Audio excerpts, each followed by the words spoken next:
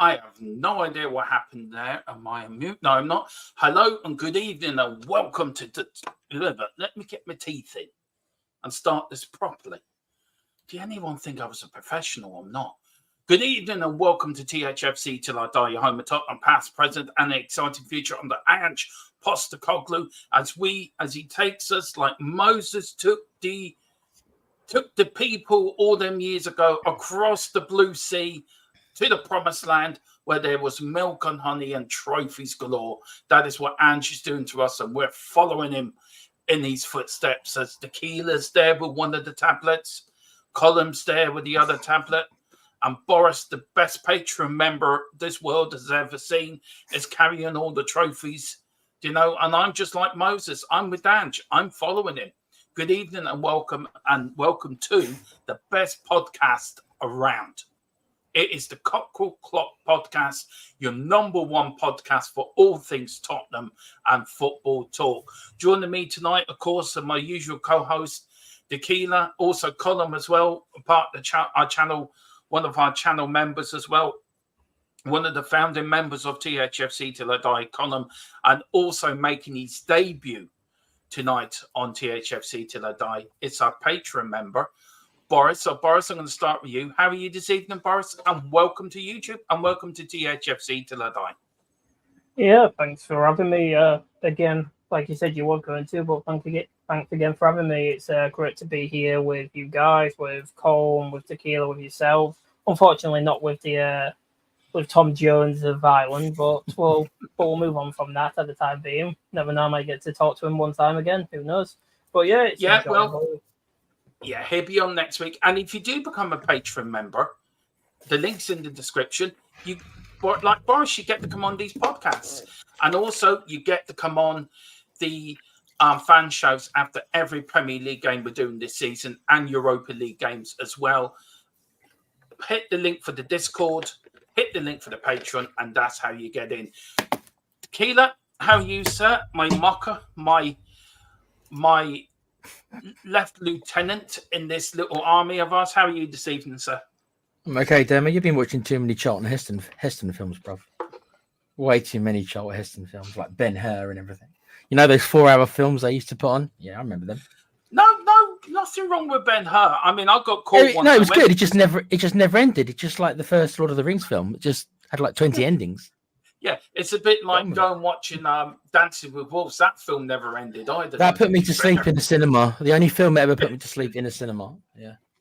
And Colin, everyone, please send your best wishes to Colin. He's joining us from his sick bed. He's not very well at the moment, but he's made an effort to come on tonight. And Colin, how are you? Yeah. Apart from obviously being a bit in the wars at the moment, I'm doing fine, thank you. Yeah. Let's see now who's in the chat, and we're going to crack on. There's got a few good topics tonight, by the way, guys. It's really going to be a good podcast. Kenny, I'm down to join. Well, you know what to do. Hit that link, hit that Patreon. You get to come on here. Back of the net, big up Back of the net. Great to see you again. He says, good evening, everyone. Good evening, Back of the net. We've got Stephen Cartwright. Good evening to all. Hope you're all well.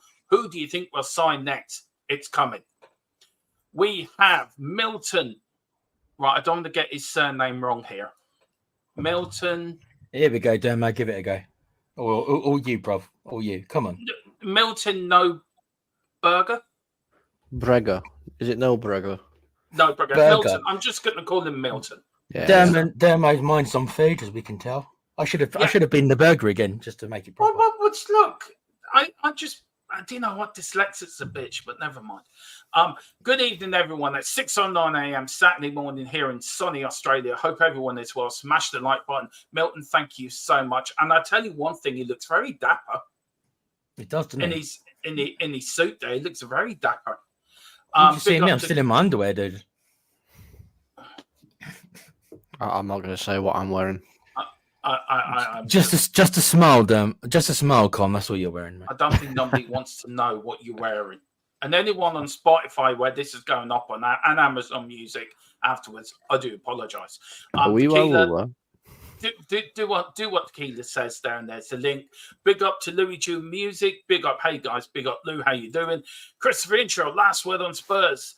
12 minutes just in, he says Tottenham have now entered into talks with Lille over the signing of striker Jonathan David. I've sent that to my source. I'm waiting for an update. Last word on Spurs, very credible, but I always like to double check with my source as well. And Gerard, big up. Of course, it's the All Ireland final on Sunday in Gaelic football. Armagh or Galway? Well, I've got to go for Armagh because my mother's from Armagh, so I have to support Armagh. But my two sons, they're from Galway, so I'm split down the middle. But I think I'd go in Armagh. Just quickly, Boris, I'll start with you on this. Tottenham this season, what are you hoping to see different from last season? What's the main thing you want to see different from last season when we kick off in 3 weeks' time? I'd say mainly just like the same start of the season, but hoping that we can actually continue that sort of progress of what we were last season, because like we were 10 games undefeated before we ended up starting our form started to dip off against Chelsea, the main block, what ended up having our downfall being at that point. So I'd say if we can just carry on that sort of building blocks, like start on using that and start on getting a good campaign into Europe as well to make sure that we secure automatic qualification to the next round and not have to go through knockouts. Yeah. Well, yeah, it's true. It is going to be an interesting season. We are going to get into it, but I've just, it was interesting to see what you think. And you're always in the chat, Boris, with really intelligent conversations, and some of the questions you bring do spark stuff between myself, Colin, even Philip. You do bring in good conversations in the chat, so it's great to have you on. What we're going to start on in this, guys, is we saw this a little bit. Let me get rid of the Wraith energy. I will bring back Wraith. No disrespect, Wraith. There you go. The Kilo was on to me this morning, and he said he heard about, I think it was a couple of months ago before the mayor got re-elected, it was on about bringing American sports to England, but he's also now talking about bringing the Premier League to America. And so I don't know who wants to. I'm going to kick off with Boris in this one, but I don't go to you, lads. We'll open up to the floor. But the Premier League games in the US and the Middle East. So, firstly, what's your thoughts on it, Boris? And secondly, how might FIFA and UEFA respond to the Premier League's plans to play games internationally? How do you think they're going to come up with? What would they say? I think they'd be against it anyways, and like most clubs are probably going to be against it anyways, unless they get huge incentives by the Premier League, like the lower teams, especially if they get huge incentives, like an extra couple, like 100,000 or something like that. We just want to make sure that they get that, because otherwise they're going to start. Because Premier League teams are already complaining more about over congestion of matches, aren't they? So we're going to see that more and more, especially with this, and like we're seeing it with like the friendlies and stuff like that. We're seeing people take the mick out of teams going to America and so on, and then like their managers complain about over congestion of matches. So at that end of the day, it's a double-edged sword. So they're going to have to lay in it at that point in time, because otherwise they're going to look like hypocrites for actually wanting to go over to America and Saudi Arabia and play these games while they're complaining about the amount of matches that players are having to play. Yeah, I agree with you. Look, I don't agree with this at all. I don't think it should happen. I think it's okay for pre-season friendlies and probably before the season starts. I'm all up for that. But not during the season. I mean, Tequila, we could get Tottenham versus Arsenal, right? A big North London derby being played in Miami. I mean, it would take away everything what the North London derby is about, isn't it? And I wouldn't mind going to Miami. Are you in favour of this then? I understand why they're doing it. I just don't understand how rules wise they're going to fix it. I was trying to say this to you earlier, Dermo. I don't know how to do it, because whoever the home team was meant to be in that fixture, right, is going to lose out, as in footballing wise, because being at home is meant to be an advantage, right? That's meant to be an advantage for the home team to have the home support. So the team who was meant to be at home, we'll use your let's say Spurs versus Arsenal. Let's say Spurs are at home. If that fixture was changed to Miami, then footballing wise, Spurs would lose the advantage of being the home team. You understand? Yeah, So yeah, I do understand. which fixtures would they choose? Would they say that every single team has to forfeit one home game to be played in America? And what fixtures would be chosen? Would it be at random, or would somebody get to choose? Would the home team get to choose which one of their fixtures is No, moved? it wouldn't be that. I look, I'm totally against this, tequila. I really am. I think it's not football, and I think it's ridiculous having the traipse around halfway to play a Premier League game halfway around the world. To answer your question, it would be the big games, really. like it'd be Liverpool, Everton, be Tottenham, Arsenal. It would be the big Liverpool, Man City derby. It would be Manchester United, Liverpool. So it'd be all the massive games. All the massive games in the Premier League. Colin, where are you on this? Are you for it? I mean, look, how would the Premier League address potential opposition from clubs, players, and fans regarding this? Because there will be opposition to this. I think the Mayor of London just needs to keep his nose out of our game and just concentrate on what he's supposed to do, being the Mayor for London, instead of trying to get involved. Well, let's take, say, Manchester United, Man City to, God knows, to the Middle East. I mean, how would you feel as a fan? But how could the Premier League address potential opposition from this? It'd be very difficult to, subdue any kind of opposition to this. Now, we need to remember that they have already tried this, but with La Liga. They tried to hold a match between Barcelona and Genoa, Genoa, whoever it was, in Miami back in 2019, which was cancelled, and then obviously FIFA was sued due to it.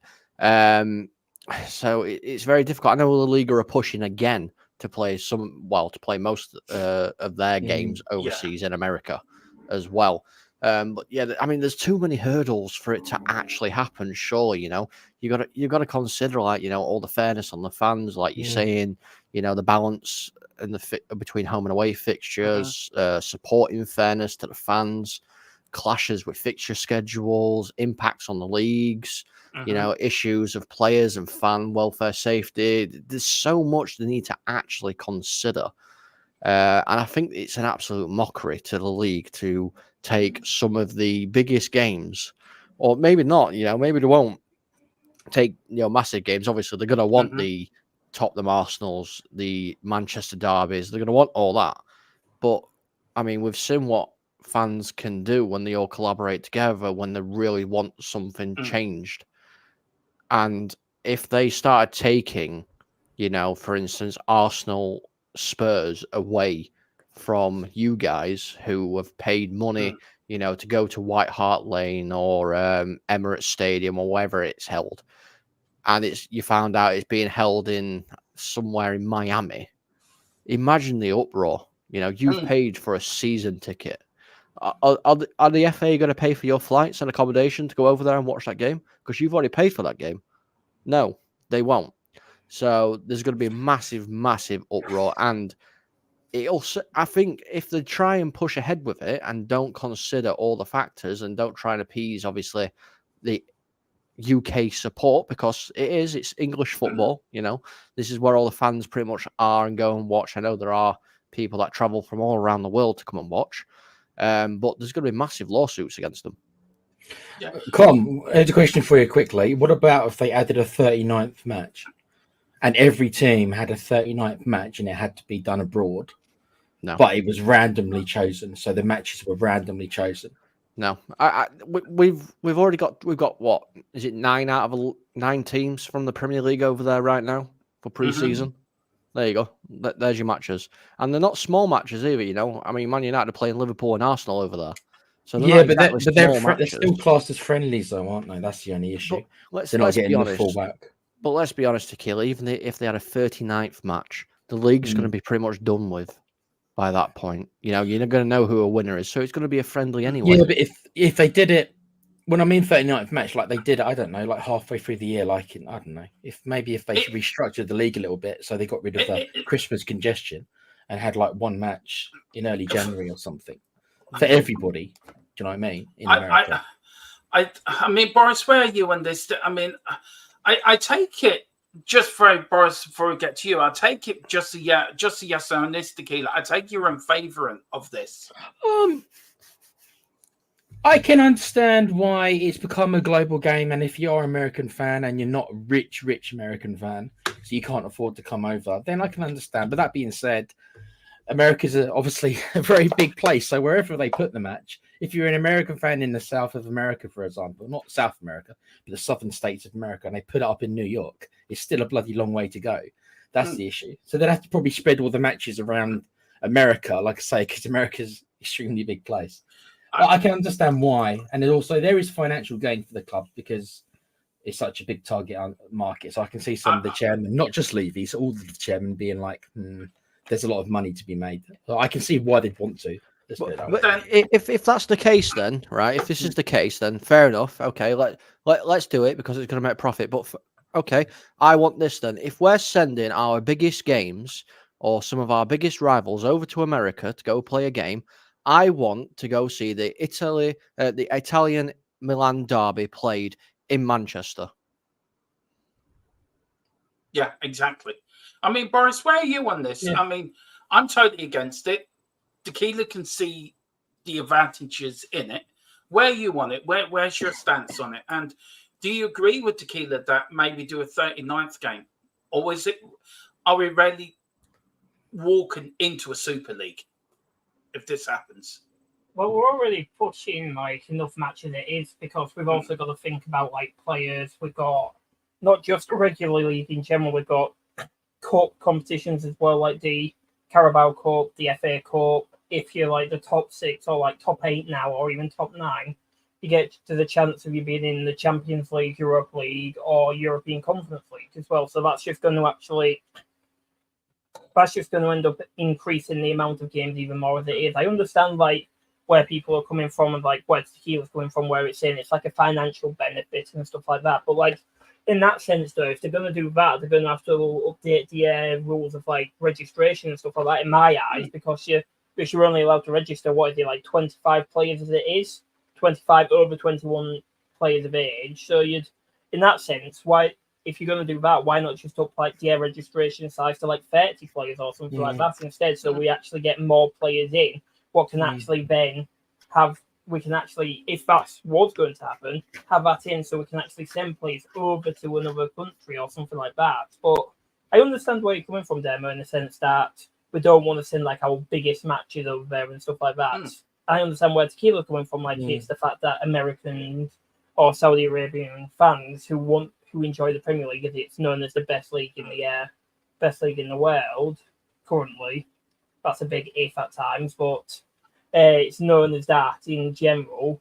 Like other fans, like yes, we get like look at Tottenham for example, perfect example. Look how many South Koreans come over and stuff like that, and we've seen what it's like in Japan's training. You've seen like pictures of Richarlison out there for hours on end time in t-shirts. You've seen like in a training montage crazy, put out. Yeah, it's insane. Like the amount of fans in Japan alone as well. It's not just South Korea. We have a huge fan base in. So as well, like if it wasn't just like Saudi Arabia, what about doing like an Asia match, like a match in Asia as well? At that point, you're just going to end up having to pick and choose at that point, and it's just going to end up one team gets a better outcome of it because like you have to remember as well, the American pitches do not fit. Look at what's happened with the Copa America.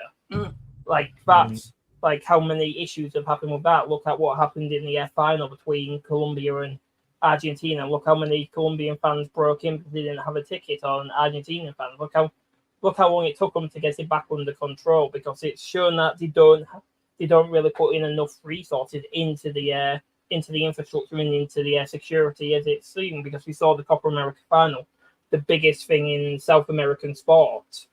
We saw barely any presence of security in that final, and like compared to like the Euros final, we know it's known how to be done. And like, look, you even like going off track at this point. Look at the Paris Olympics. Look how many police officers from all over the world have gone to that event. So the Americans know how to do protection at that event. But then, like, there's a big what if? Like, what if something happens and stuff like that? it'll be a big risk for every single club to go there. Yeah, and rarely, I mean, I can't see FIFA or UEFA okaying this. Then does that then open the door for the Super League? And is it something the Super League will get in? Because it will bring in money for the Super League if they wanted to bring that old chestnut up again. It's already here. Let's be real. The Super League's already here. It's a new format of Champions League. Yeah. So is the Premier League fit for purpose? And if they say, okay, guys, let's go over, let's play games in America, let's play games in Bahrain or the Middle East or Saudi Arabia. Let's not worry about the fans. And it's all about money at the end of the day. It's all about how much money can we make. Of course and it the is. genuine fan will be left again behind with their hands in their pocket. You see, the thing is, Dermot, the thing is as well, right? Yeah, if they're going to push on with this, they are taking no consideration into player welfare. Because you got to think, right? Let's, for instance, I'm going to take Tottenham as the example here. Let's say you get later stages into the Carabao Cup, the FA Cup, and the European Europa League. Europa League, yeah. So you're going to be playing games on a Tuesday night because you've got to fit them in somewhere. You've got the Europa League on a Thursday night. So you're telling me that if you're playing, I don't know, let's say you've got a game against, I'm trying to think, Newcastle Tuesday night. You're traveling from London to Newcastle, and then let's say you're away to Sporting Lisbon on Thursday. You then have to travel to Portugal to go and play that game. And then it just so happens to be that the Saturday or the Sunday game is your game that's been chosen to go play in America. You then have a 9.5 hour flight to get to America as well, which means no training days, which Ange won't be happy with. I don't think any manager will be happy with that. You're not getting no training days. And then obviously, if you're playing Sunday, that means you're probably going to play Tuesday again. So you've got a 9.5 hour flight back, which is going to again miss training days. The players are going to be absolutely knackered. Got to take jet lag. This is what I'm saying. And can I put this into the melting pot? This summer, at the end of this current season, we've got the World Club Championships, which is going to be a month-long football tournament, which is the club's versions of the World Cup. So players even now are not going to get the full summer off because every summer there's going to be an international tournament. And also, guys, they've got the Nations League finals this summer as well. This is exactly what I'm saying. They're not taking any. If they do this, they're clearly showing that they do not care about player welfare at all, which is why it shouldn't be done. Because yes, okay, us as fans can be pissed. You know that, I don't know. For instance, for me, I would be absolutely fuming if Manchester United versus Liverpool, a derby game for me, goes over to America and I can't watch it because you got to think. In America, it's going to be midnight, 1 in the morning. I understand, obviously, people get up early in the morning. Like, obviously, we've got people in the chat. Milton, he probably gets up early in the morning for him because he's in Australia and stuff like that. But it's not something we're accustomed to, And like I said, they're not going to refund tickets to anybody, the prices for that match or anything. And it costs money. Yeah, and I'm not being selfish either, but from a channel point of view, it would throw me completely out of sync if I've got to do what Tottenham watch along, say if I was playing Newcastle at 2 a.m. Exactly. I mean, obviously tomorrow, I know it's pre-season, but we play Arsenal tomorrow. That's in the States.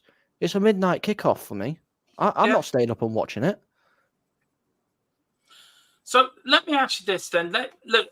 We are going to have a debate about this later on in the season because I think this is going to start to rear its ugly head again. And I think, and it was a great pick out by Tequila, and this is one of his picks. So great talking board to start with Tequila. Thank you. It really did. So one word of question. Will it happen?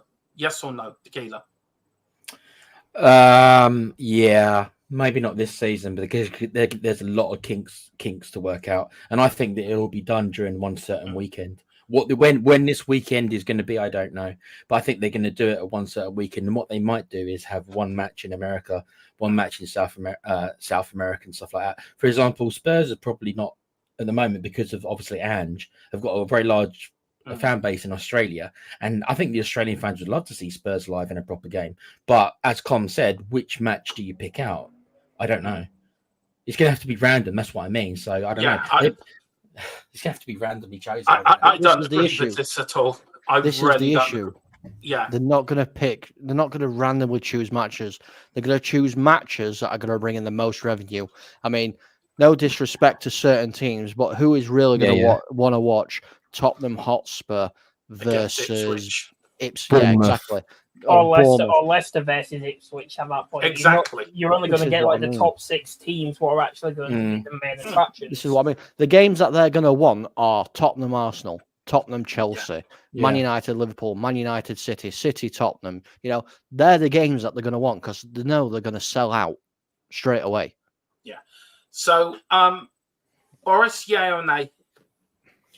I'd just say possibly at this point with how world football is going as a whole and stuff like that. Like going back to the point of the Super League, I see that becoming more and more of a thing in France now, especially because of what's happening in France in French football. Yeah. We see that's about to collapse any moment. Like, yes, they've luckily got name rights, but they don't have the TV rights at all. No. Well, look what happened to Bordeaux, Boris. Yeah, so. exactly. Yeah, exactly. You want to know something about that? I had a look up. Barcelona still owed them 9.5 million euros, and they were going in for Dani Olmo as well. That could have saved them. Exactly. I just want to pick up a few people in the chat. Big up to the Hotspur Hippie, your number one psychedelic YouTube channel on YouTube. It really is. I mean, watching Hotspur's Hippies, it's like going on one hell of a trip. I mean, it's unreal. I mean, I sit back there like me and Mrs. Strom watch him, right? And we sit there and it's like we're on a trip watching him. It's brilliant. That's because of the funky cigarette she's been smoking. Yeah, as well. and I do love the bit when he does the football talk and all the 1970s thing. I've got to speak to you how you do that, Paul. But big up, Paul. Hope you do well. We'll have to get you on a show before the start of the season. It's been too long. But I hope you're doing all right, sir. Great to see you. So, Colin, yay or nay for you on this? I hate to say it, but I think it's going to happen. I don't think it's going to happen anytime soon because there's so many litigations they need to go through. Like, I know that obviously the Sky Sports have the rights to Premier League games, but we're talking a whole different barrel of fish because American TV are going to want to have the rights to any football or soccer or whatever you want to call it game that's being played over there, regardless who's in it. I won't be surprised if for us it ends up going to Amazon Prime, to be honest. Yeah, probably. Which is another subscription people have to pay. Yeah, it's getting ridiculous. It really is. One more thing, can I add, Dermo, very quickly to this, is that you got to think of it also that the Premier League, because of the money, the impetus maybe is slightly less, but what you're going to have is you're going to have leagues like Italy and La Liga all over this stuff because they're much poorer leagues than we are over here. So so it's a gold mine for them to massively exploit, and they need the money much more than the Premiership teams do. Yeah, if they want to do it, fine. Just leave my league alone. I don't want it messing. I'm sick. I am sick to death of people coming in. These owners coming in and messing with our game. Our game worked perfectly well over the last 200 years. We're not a problem. Okay, the first division, the Premier League has helped upstate its stadiums and that. Yeah, I grant you. Just leave our fucking game alone. So you don't mind if La Liga or Serie A do it then? I couldn't give a flying monkeys if the Austrian Premier League did it. I don't want my league being touched. I'm so against this. Look, the thing is as well, though, the Premier League don't actually need this money. In 2022-2023 season, they made 6.1 billion. In the 2023-2024 season, 6.2 billion. They're expected to make another 6 billion this year. You know, they don't need this money at all. It's just greedy people wanting to capitalize on what's out there. That is literally it. They do not give a flying fuck. And pardon my French, but it's really annoyed me that they're even thinking about doing it. They do not give a flying fuck about me, about Dermo, about Tequila, about any single other person that watches Spurs or any other football team. You know, they don't care. They just want money. They're not asking teams like Havant and Waterloo or Doncaster Rovers or Rotherham United or anybody like that to go over and play their games in America. No, they want the big clubs so they can profit, and that is all it is about. So go fuck yourselves. It's staying in England. Yeah. I mean, look, it's like Milton here put here. In Australia, he says, I pay 30 a month to watch Spurs, which is a lot of money, by the way. A hell of a lot of money. But yeah, look, for me, I mean, we've got Share Spurs one saying it looks like in the future football fans will have to be mega rich or children with mega rich parents. That leads you on very well to your other question, Dem. I know you want to ask about the working man being priced out. And it is being priced out. Yeah, they are. And then people are going to look to us to bring them the games, channels like ours and columns and the Full-Time Sports Network, THFC Till I Die, and many other football channels for us to bring them the content, the games they need. Because we won't be able to, they won't be able to watch it because it's hard enough to watch games now on Sky. That's because it's 3 p.m. blackout there, mate. No, it's not because of the 3 p.m. blackout, Tequila. It's hard enough because Sky's so freaking expensive. Not a lot of people have money. Not a lot of people. There's people are struggling at the moment. Yeah, I think Sky Sports alone, without just the Premier League itself, is like £22 to £28 in between that. Yeah, I got rid of all of it. Yeah, it was too expensive for me. And the likes of the links and the dodgy boxes and all coming up through the system, but it's bad enough that fans, working fans, the game of the people, this is supposed to be the game of the people. It's the game of the prawn sandwich brigade. This is what it's become. The general fans like myself, Colin, Boris, Tequila, Hippie Hotspur, Carl, everyone in the chat, the general working man. It's not our game anymore. It's the game for the rich. And I'm sick to death of the likes of Arsene Wenger. I want to lead the World Cup every 2 years. Well, if you want to play the World Cup every 2 years... South African than French, but I'll let it fly. Yeah. Go off and was that meant to be an Arsene Wenger impression? It was actually very bad. Okay. Just check. Go and play the World Cup every 2 years yourself. You know, it's bad enough that every summer there's going to be a major tournament. The players are not going to get the... Has it got to take, right? And I'm using this as an example. Has it got to take a player dying on the fucking pitch for UEFA, FIFA, and all the football organisations to take their head out the sand and say enough is enough? Are the professional footballers federation going to do something about this? Because they're very quiet. They say fuck all about player welfare. Well, we all thought something would be said after the Ericsson incident, and then there was the incident this year. Was it the Luton captain or was it the Sheffield United captain who collapsed on the pitch and stuff like that? Nothing's been said about that. Literally, it got like 2 weeks worth of news, and it was literally stopped still after he had a recovery. Nothing's been said about it since.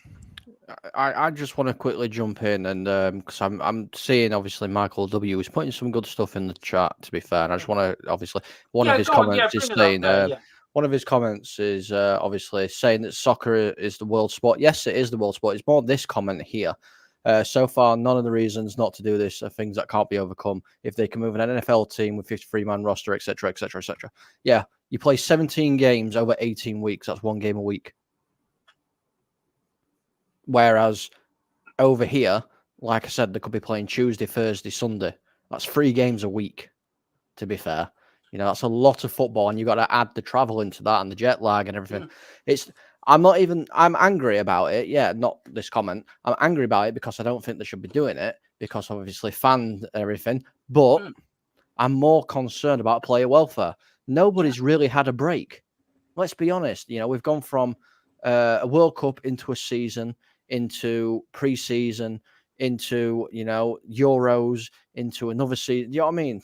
There's been no gap for them whatsoever, and they're going to burn out. I mean, like what somebody's just said. I can't remember who that said it. Christian Eriksen. What's it actually got to take? The amount of stress that they put their bodies under, they need some sort of a break. What about Con? What about I mean, because some of the other leagues, as you know, have that 2-week break at the in December, don't they? So we don't do that over Germany's here. a perfect example of it. Yeah. They literally set up one friendly within that 2 weeks just to keep a bit of fitness, and that's it. I would be all for having a winter break in the Premier League and everything. Kind of long overdue, isn't it? I think. Yeah, I mean, if they have, I wouldn't even be that bothered if they were like, right, okay, so we're not going to play any games until after Christmas.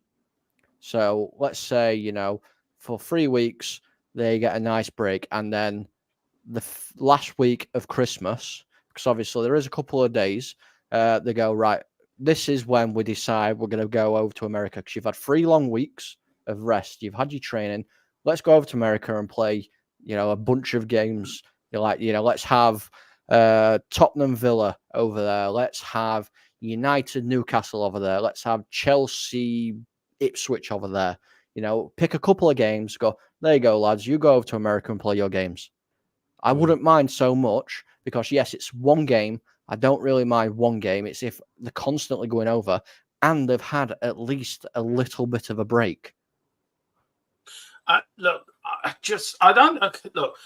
want to move on. We've got plenty of other subjects to talk about, and this has been we are going to come back to this. There's been some great things in the chat. I just want to bring up a few things as well. Hotspur Hippie says 4 cups is about 500 quid to watch them all on TV for a year. That's a hell of a lot of money. Milton says here, I work 4 jobs 7 days a week to stay afloat in Australia. I have 2 kids in private school. I mean, that's just... You need to take a break as well, Milton. You do, before you end up like me and Dermot. Yeah, falling apart at the seams. Jason Fusion says corporation greed until the world economy collapses. I give it less than a year. Look, it's an interesting conversation this has brought up, Tequila. So, and I tell you one thing, we are going to come back to this because there's more angles we can go at this, but we are going to move on. And we're going to start talking about Tottenham's transfers. Now, this has been a massive conversation over the last few weeks to the fan base, right? And really, why are Tottenham taking so long on deals getting done? Colin does work within the football industry, so he's better to start this conversation off because he's more experienced at it than me. He knows the sources we use, and I talk to my source as well. Tequila does as well, and Philip does, and he tells us we know what's going on. I mean, Tequila, how many times has our source told us it's happening, and it does take time? So what are you hang on. It's after this one, Colin.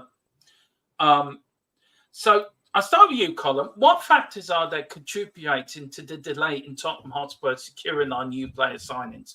So can you explain to the listeners to watching tonight and the listeners on Spotify when they listen to this later on Spotify and also on the podcasts?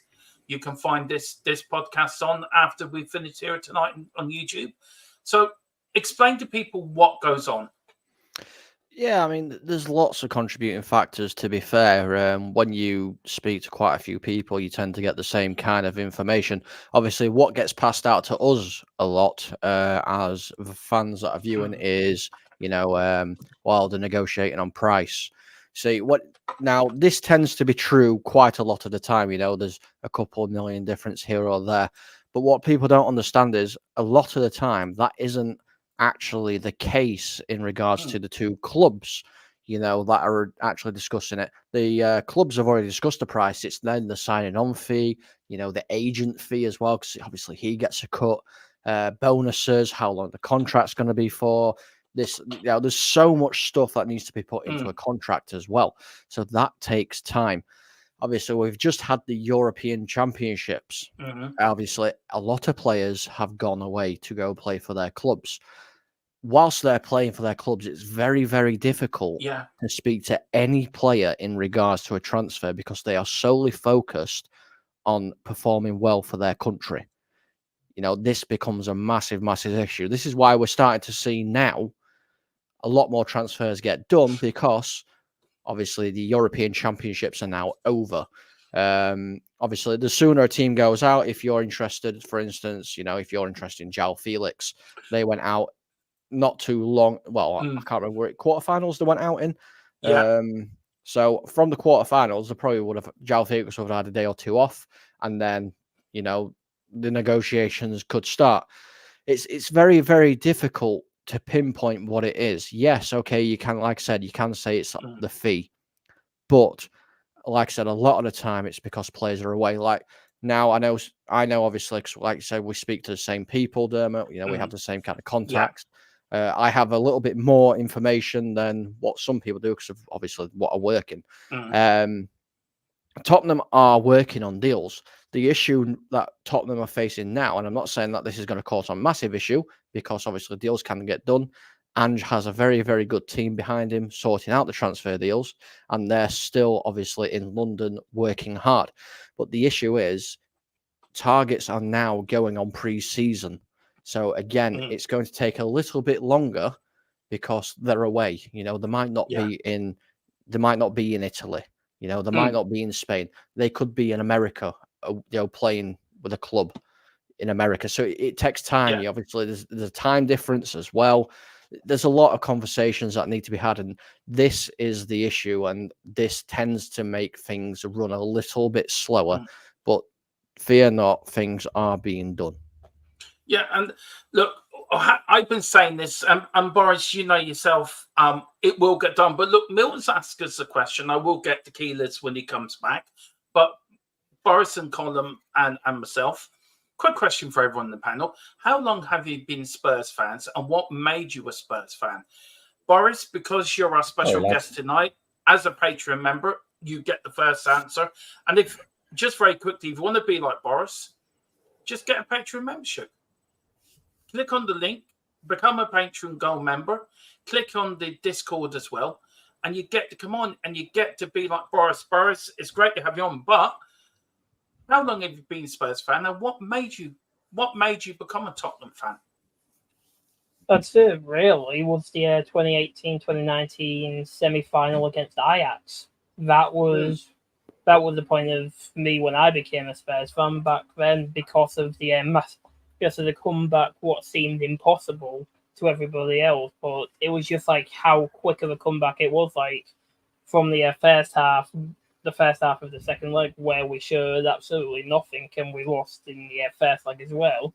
It just shows how much determination that the club has when they actually work together. The only downside is that Poch decided to bring Kane on in the final. Yeah. So how long you've been a fan since 2018, 2019 then?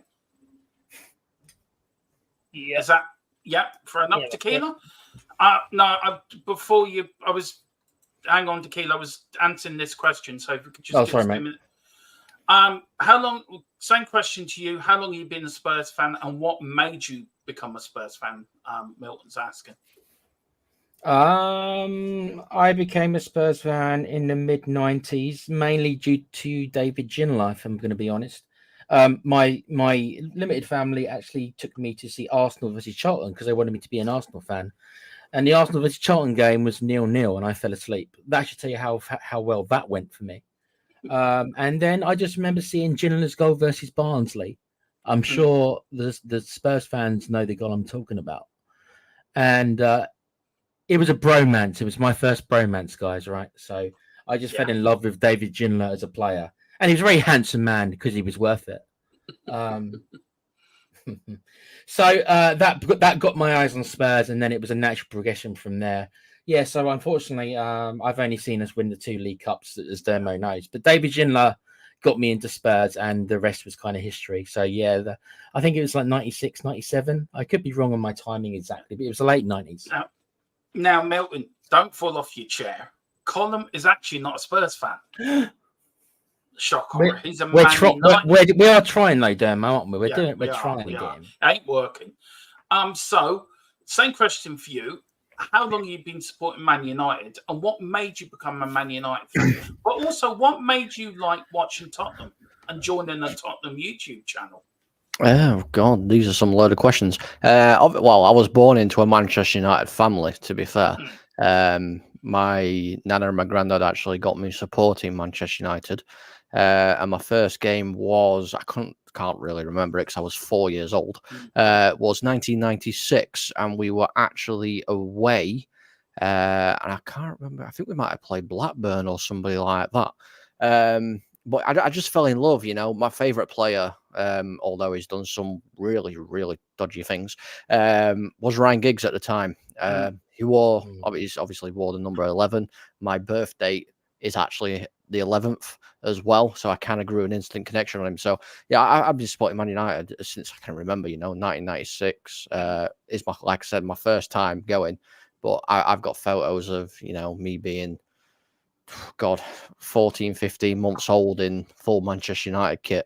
And it was all down to my nana and granddad, because I mean, God bless my granddad's soul. He was a massive diehard Manchester United fan.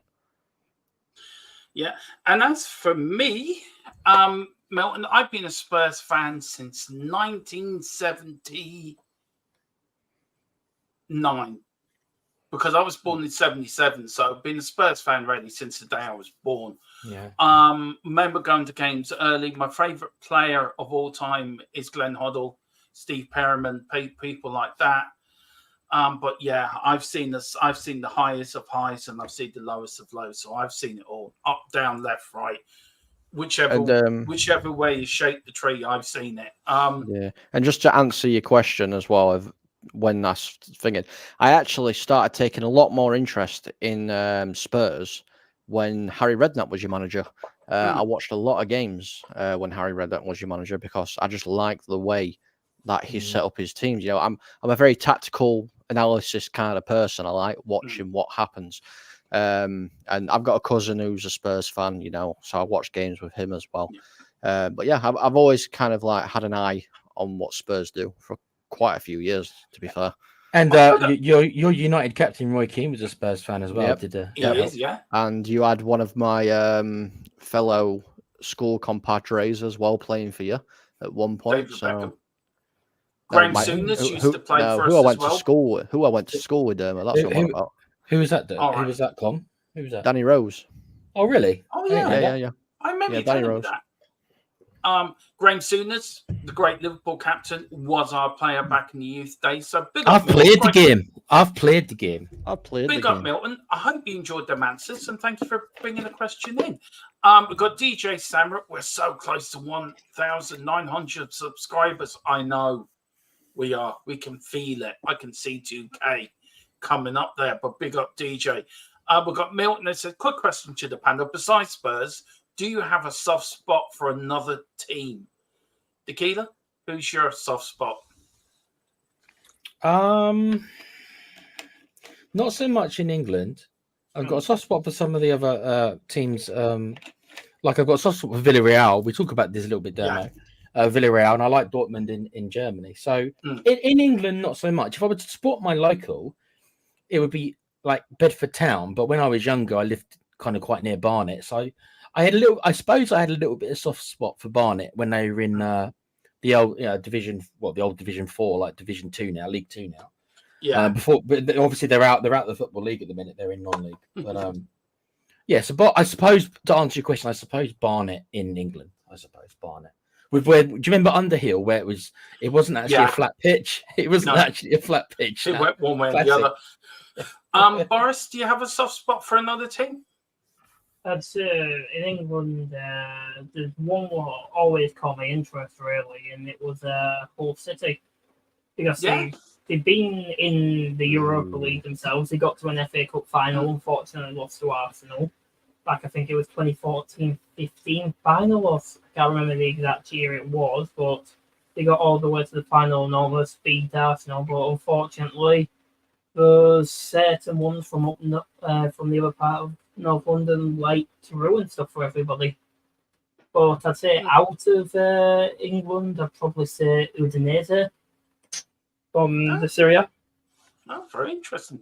Colin, who's your soft spot?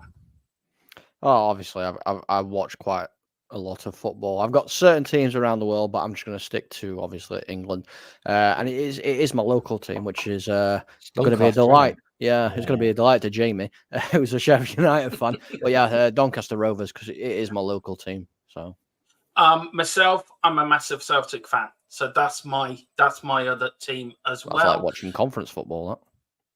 You be quiet. You leave Celtic alone.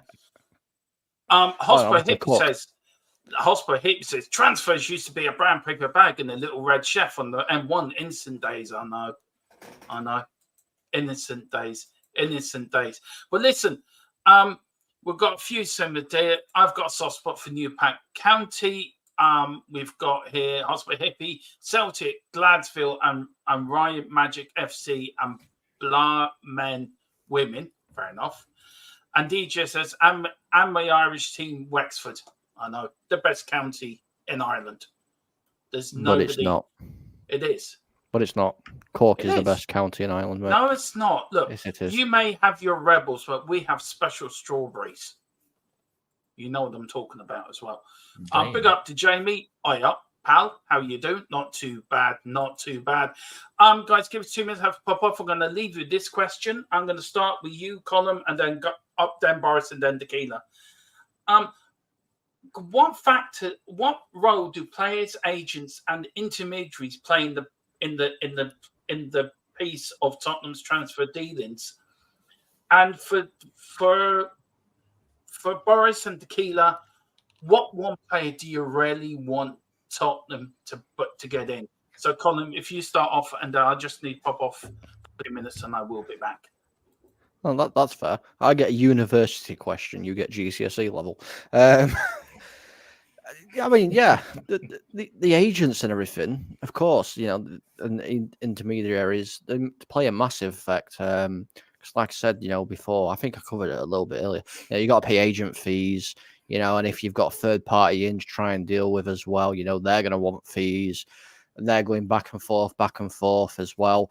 But however, you've got to be very, very careful with what you say. Even I've got to be very careful with what I say, to be fair. Certain companies, I'm not going to mention any of the actual agencies or anything like that. Certain ones will and do sometimes twist a narrative to fit their agenda. Doesn't tend to happen a lot with players in the English league. I'm also a Donny fan. Jamie. I brought that up just for you. Yeah. I'm a Donny fan, Jamie, as well. I do go to a few games when I can.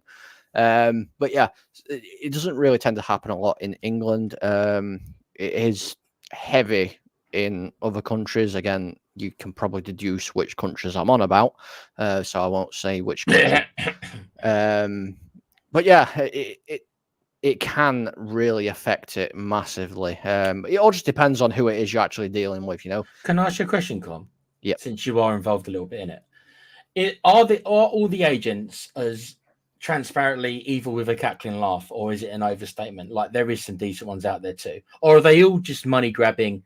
I want my 10% or whatever it is. I don't care about the player at all. Just go to the place, give him money. Or is there some of them who actually do give a shit, for lack of a better, about their clients? Or is it just like, no, we just want our 10%. We just want a slice of flesh? Or is there some that are decent? All right, I'll be 100% truthful with you here. I might actually get into a bit of trouble, but I'll be 100% truthful with you. Over the recent years, we have seen an increase of agents that do not give a flying fuck about their clients at all. Yeah. They just want their money, and they're happy to smack an extra 20 million on top of the price of a player, and stuff like that. There are some very, very, very nice agents out there that do actually care about their client's best interest. I know for a fact, 'cause I think I'm trying to think who it is now. Eric Lamela. His obviously consortium, as they like to be called sometimes, actually cared about his career, and they try and do what the best thing for him. Marcus Rashford's agent and consortium, they actually care about his image. I know they're making money from it, but they actually do care about the player and stuff like that. But then you do have other agents, such as the famous one that affected you guys last season with your star striker, who was trying to get the most money he possibly could and putting it out to every single club there that Harry Kane was available. You have got people like that, and it's just unfortunate that some people care more about money than the well-being of their own clients. But yeah, well, we've got another one like that, a certain Romanian agent. I shall not be naming names, but you can deduce from the country, from what you've been hearing online a lot. If you're a Spurs fan and you look around the internet, you know what that certain agent likes to say. Yeah, exactly. This is what I mean. You can very quickly deduce, because agents aren't shy. They will come out and speak their mind, and you can very quickly deduce what that kind of agent is, whether he cares about his player or his money. Now, thankfully, we are seeing stricter measures coming in place, I think, at the end of this season into next season, where clients have to be looked after a lot more and obviously more professional. So hopefully we're going to see this whole money grabbing agent era die out. It's going to take time, obviously, but hopefully it's going to happen.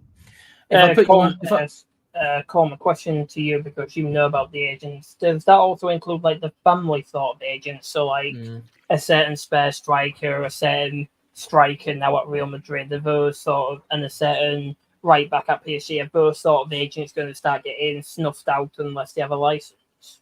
Yeah, so what's going to happen is anybody who, what they're trying to do, this probably will take a little bit longer to go into place because obviously there's already contracts written up. So it's going to be a legal matter. What is going to happen is if they're wanting to continue, I think they're aiming for, 2028 they're aiming for this one, to be fair. They will have to be officially licensed as a footballing agent. Otherwise they won't be able to represent anymore. If I can put you on the spot then, Com, or at least as close as I can, how many out of 10 are decent? Just a number. Because 3. Okay, so it is the majority of them are actually in it. So it's a 70-30 split. Yeah. 70-30 split, unfortunately, yeah. Which they are trying to stamp out, and they are working hard at stamping it out. It just takes time because obviously there's loads of legal litigation and everything to go through. This leads me on to a little bit more of a question then. So is it the players who should do a better job of choosing their agents? Should they do their own personal due diligence? Or is it that they're just lambasted with, like, as soon as they become 18 or 19 and as soon as they've got that, like, potential or whatever, are they just lambasted with 30 agents ringing them up every day saying, I'll be your agent, I'll be your agent? Or do you think they should do their own due diligence? Say, hold on. These guys have got a bad rep, or these guys have got a good rep. What do you think? Unfortunately, obviously, I never made it pro, unfortunately. So I never actually got those phone calls.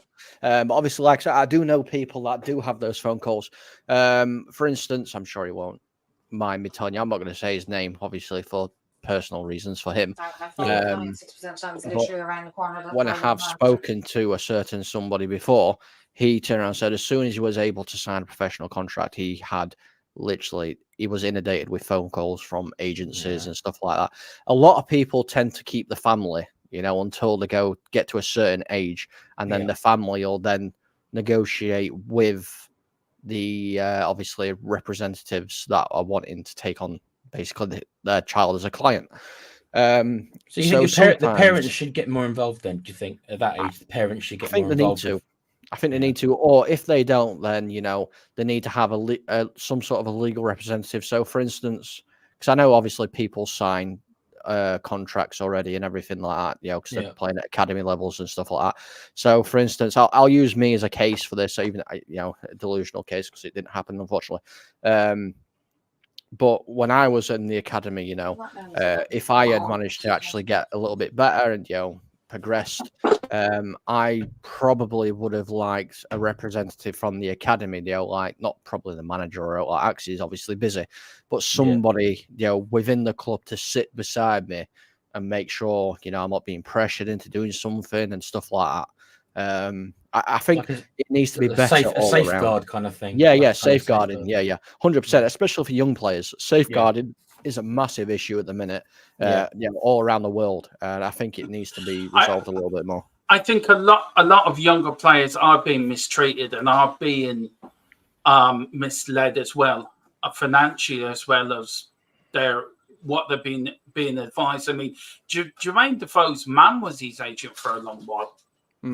But this is he ended up with Sky Andrew, didn't he? He did, and for me, I'm glad there's going to be a cap on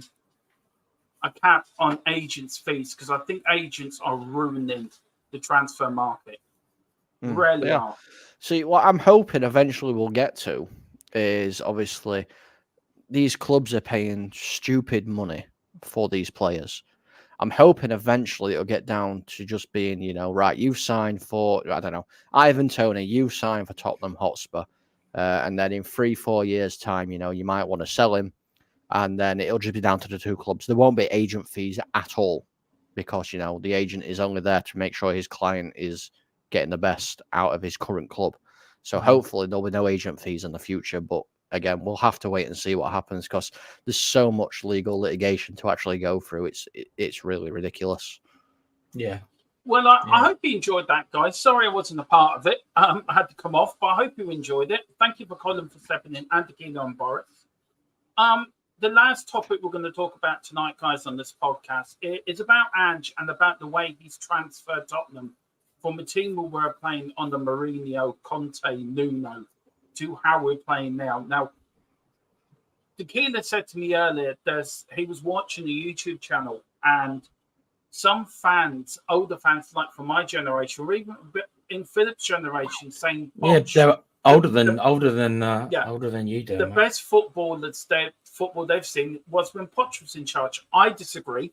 Not winning football. I want to add this caveat: not winning football, just the most attractive football. Not winning. I think the most attractive football we've seen has been under Ange. Last season, some of the football was fantastic, and I think it's going to be a winning formula as well.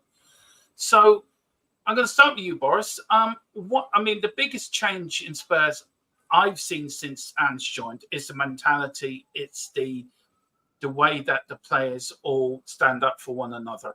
It's the way that they are willing to lay their body on the line for their teammates, which we didn't get under other managers, which we didn't get definitely under Mourinho or Conte, where some players would play and other players would go missing. Noticeably, Eric Dyer, Sanchez, Ben Davis, and all the usual suspects. So I think for me, it's mentality and togetherness. What has been the biggest change you've seen in Spurs since Ange took over? In general, I'd just say, as you said, in general, just the mentality of the players. Well, not even just that, like the transfers as well. Like we know what he wants, and so like going to the previous point of like what signing I'd like to see Chiesa or over somebody like Neto or Eze. That's one I'd like to see. But overall, back to the main point at hand, I'd like the way he plays football as well. Yes, compared to like the last, besides basically with me only being like a Spurs fan since like 2018-19, I've only seen like the horrible parts of it. I never really got to see like the great parts of almost winning the league twice in a row. Well, unfortunately, we lost to Chelsea and to Leicester. But that's the thing. The point is, we've changed the mentality in general. Like we've seen what's happened previously under previous managers. Like as you said, the mentality, especially if we look back at the Amazon documentary Spurs All or Nothing, we saw like Sonny fighting with Hugo, Dele fighting with Dyer and stuff like that. We saw them lot getting at each other's throats each single time, and then we saw like Jose being sneaky in like private meetings with Dyer, since he's the only one that can actually speak Portuguese. Well, one of the ones who can only speak Portuguese on the team, so he could actually speak to him in a language what Jose could understand, and then it basically allowed Dyer to let's be honest, if the cameras weren't rolling, probably slag off the teammates what he wanted to slag off. So in the end of the day, it's good that he's finally gotten rid of that like toxic mentality and clubbing like perfect example of like what could possibly become a great thing would be Jed Spence. Because like as I've said previously, we've seen like what's happened with him now because he looks like a completely different player from the player we bought from Middlesbrough. Like his mentality changes. Like we've seen like he doesn't have like the same sort of ego. He still has a bit of ego, but like that's what you want with every single player. If you want them to play at the top levels, they need to have a bit of ego, but not as much as they did, not as self-absorbed, because we saw like on stuff like Instagram, like we saw him and Udogi playing together in like in Udogi's garden and stuff like that, playing just regular football and stuff like that. It just shows like the teams found ways to come together more. Like we've seen like more friend groups being formed, like Mickey and Madison, Brennan and Sonny, Kulu and Bergval, stuff like that. Archie Gray and Porro. We see those sort of friend groups forming now because of it. You're muted, mate. Muted, Durbo. Unprofessional. If I had hands, I'd wave. I know. Colin, I sent you a WhatsApp. Can you just send it on to our source if you can, so you can double check that? I mean, look, I think the improvements also, we should looking at the defensive side and the attacking side. You look at Chelsea. I know we lost that game 4-2, but I keep going back to it because even down to 9 men, we could have won that game. And if that was under Mourinho or Conte, I think we would have conceded goals more earlier than we did against Chelsea. And I think Ange has brought in a belief that's never say die attitude, that we are better than what we think we are. So Tequila, I'm going to talk to you about the attacking side of Tottenham. We haven't replaced Harry Kane. I'm going to get in trouble, aren't I? Because I don't think you're going to like what I'm going to say. I'm going to get in trouble, right? aren't I? But with the attacking people we have, who do you think is going to have the biggest? Who do you think Ange will have the biggest influence over to turn them into a better player? Is there one player in that attacking line that you think? Is it going to be Johnson? Is it going to be Richarlison? I think Richarlison's going to be sold anyway. But you look at Johnson, you look at Werner. If we got a top striker, do you think Ange can work magic with the front three, with a Johnson or a Werner or a Bergville in behind? Do you know what I mean? Okay, so I'm still going to give Johnson a pass because he's only had 1 season and he is still pretty young. Now, for the record, he's not super young. We're not talking about a player who's under 21. He's not super young, but he's still on the young side. So I'm gonna give him another year. I think Timo Werner is an average signing at best. He should not be starting for Spurs. And my feelings with Richarlison. So I'm not impressed with our forward line, Dermo. And I'm begging we get in a top quality striker. And we are, we are. Then I can answer that question differently when it happens. But as of right now, I don't like our forward line. Obviously, Sonny's proven, but gotta be honest. He's not a striker, is he? No, Sonny's not a striker. He's on. No Spurs fans want to admit it, but he's on a decline. That doesn't mean he's garbage overnight, but he is slowly on the decline. He is. It happens to every player, even the greatest ones. So, you saying that then, Tequila, does that why we bought this young South Korean wonder kid? He's been brought in to replace Sonny when Sonny retires, to keep that South Korean market open to Spurs then, basically. I would never put that much pressure on a young lad because I haven't seen him, so I honestly can't. Well, no, the point I'm making is that if you look at the player, he may or may not be a great player. At the moment, Sonny recommended him, and with Ange, who knows what he can turn into. But if you're looking at it from a financial point of view, that South Korean market has been very lucrative for Tottenham. So to keep that market open, I think they would have had to look to the future, and maybe this is what they've done. So, as well as trying to bring in a player to replace Sonny one day, which Sonny will retire, we don't want to admit it, but he will retire someday. Of course, he will. And we know that. We know. Let's be honest. We know that his best days are behind him. That doesn't mean you Yeah. throw him out in the trash. No. But his But best days are probably behind him. So a question to the panel then on that, on the Sonny thing. Do you start using Sonny in the next couple of years? I mean, I'll start with you, Tequila, and then go to Boris and then Colin. So Tequila, do you start using Sonny as a player coach, say in a couple of years' time?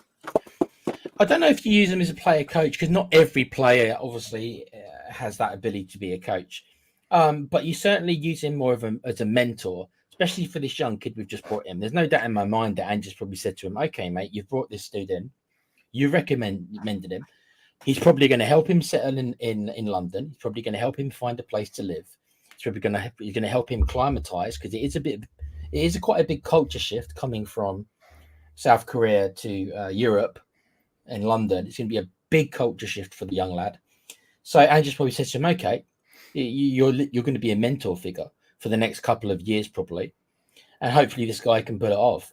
But in general, I mean, I do think that Sonny's going to be playing less and less as the years go by. He might not even sign another contract, or he might end up being one of those players who we sign on like a 12-month rolling contract every year. We give him another 12 months and then another 12 months until eventually he says, okay, this is my last season. I don't think Sonny will probably play for another football team. I think Sonny will probably end his career at Spurs. He might end his career in South Korea. Boris, where are you on this?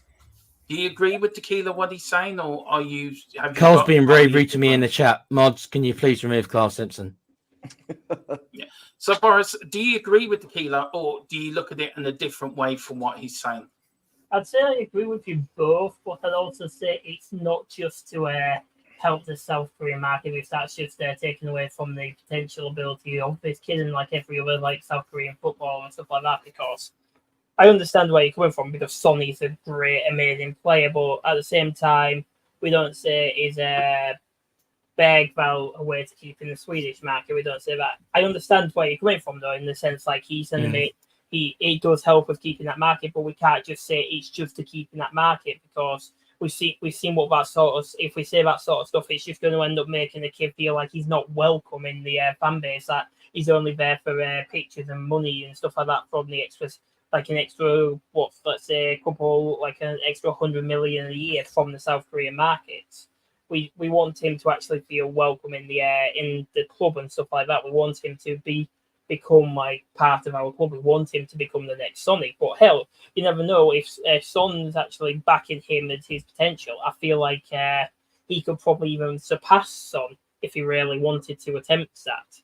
Because like if Son's had his dad training him and stuff like that. But as you said, like I see Son more like because I see Son like slowly stopping getting playing time over time. So then I see him then becoming like. I see Son slowly stop doing that and then slowly becoming an ambassador like Ledley King is and stuff like that. I don't see Son becoming like a coach for us, but I see him more becoming like an ambassador role for us, like at times like where Park Sun-ji's an ambassador at times for Man United. I see Son becoming like a more permanent. Yeah, that's a good shout, Boris. Like how Ledley King is, because like Ledley King, he's one of Spurs' ever best defenders in the entire time. I never even got to see him play, and I still know about the fact that he was great. He was great. Yeah, Boris, exactly. As you guys, I'm going to trust you guys on that. And I've seen compilations of his defending. Like if we had like Ledley King currently, I think we probably have one of the best backlines in the entire Premier League at that point, because Ledley King was able to defend and he was able to keep a composure. Something unfortunately what Ramirez kind of loses at times. But I'd say in general, though, I'd say Son slowly starts coming more away from the playing role and starts coming on like as a super sub or something like that.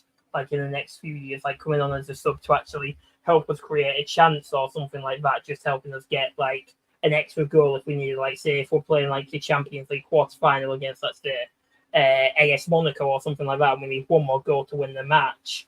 If we just do that, because like say we're 4-4 in total and it's like the final leg, and if we get an extra goal, it'll become 5-4 and we'll end up winning because of the new format with aggregate goals, no one counting. If we can get Son could end up creating that sort of chance to end up then sending us into a semi-finals, I'd see Son becoming more of a super sub in that sense, whereas the South Korean, the the guy I was talking about was what we're signing now. I'd see him becoming more of that replacement for him as well, because like everybody's seeing, like I personally see it happening, but Lancashire, the New South Korean youngster we're getting, and Mikey, seeing them become our next generation of Bale, Son, and Kane. Those guys with their potentials, the sky's the limit with all three of them. Yeah. Look, can you bring up David Clark's comment again? Which one, Dermo? The first one. The first one. Look, he says Johnson's 47 million, but Chilean 50 million. Look, give Johnson a chance. He's only a kid. He's only 22, 23 years of age. He's only had one season at a top club. So all this hate for Johnson, I think, is a bit unfair. He's going to take time. He is going to be a great player. And also, I would agree with you with Richarlison. I think 50 million was too much for him. But do you know what? I think Johnson gets too much heat. He's only a young lad. And everyone's always attacking him. Give the lad a break. It's because when money gets spent, like £50 million gets spent, I think people have the unrealistic what's the word I'm looking for? Unrealistic. Yeah, expectation. That's the one. Yeah. Unrealistic expectation that they're just going to be absolutely amazing straight away. Obviously, you have to remember there is a bedding in period.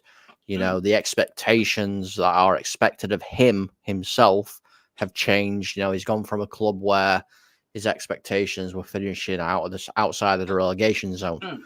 He's now gone to a club where his expectations are to finish, you know, top 6, top 4, you know, challenge for trophies. It's a massive, massive change.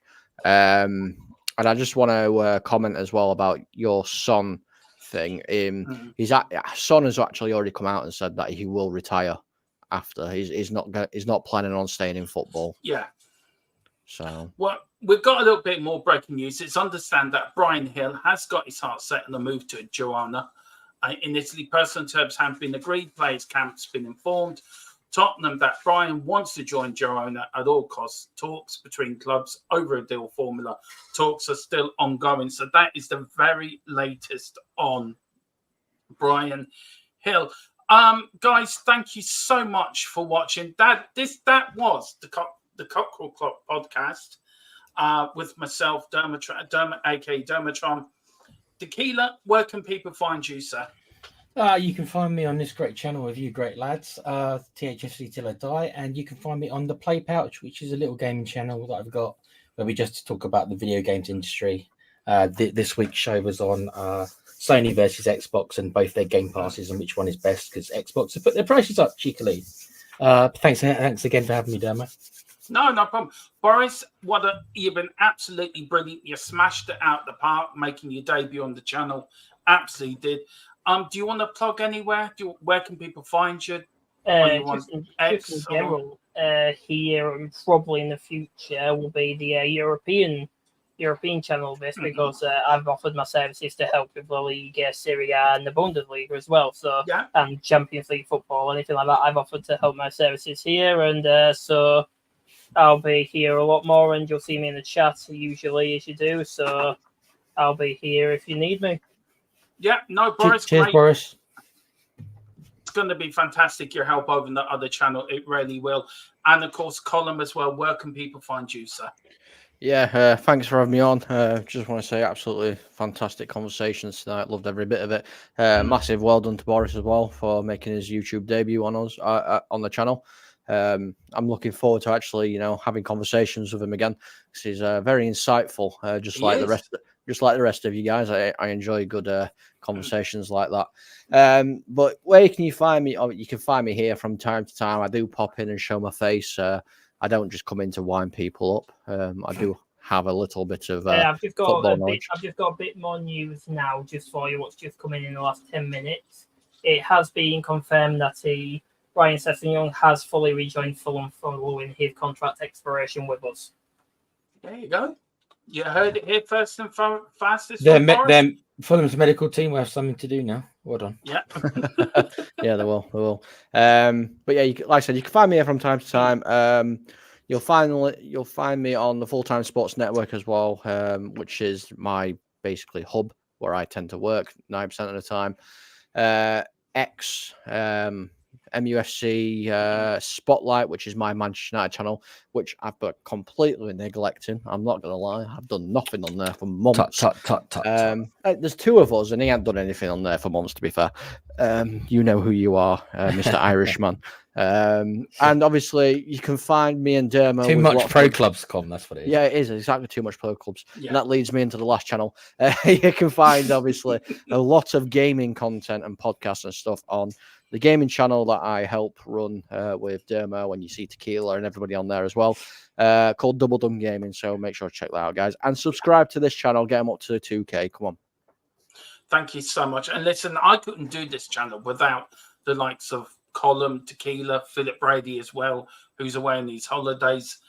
And I really couldn't do this without these guys. These guys are the backbone of the channel.